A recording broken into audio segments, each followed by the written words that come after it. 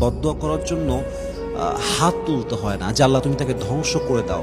কিছু মানুষের দেওয়া আঘাতে মানুষ তার বুকে যে পরিমাণ কষ্ট পায়, তার যে আঘাতটা, তার যে মানসিক যন্ত্রণাটা সে পায়, ওই যন্ত্রণাই আপনার জন্য আযাবের কারণ হয়ে যায়। এটা আমরা বুঝি না।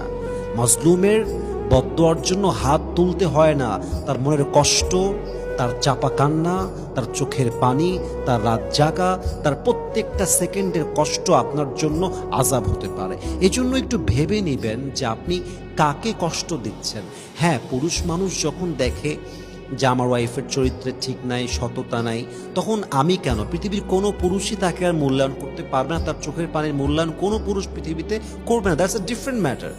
কিন্তু আপনার ওয়াইফ ভালো, আপনার ওয়াইফ চরিত্রবান, আপনার ওয়াইফ চিট করে নাই, আনুগত্য প্রবণ, হ্যাঁ, মানুষ হিসেবে ফল্ট থাকতেই পারে। অ্যাজ লাইক উই হ্যাভ, আমাদের সবারই ফল্ট আছে, মিস্টেক আছে। We make mistake because we are human being, এটা হতে পারে।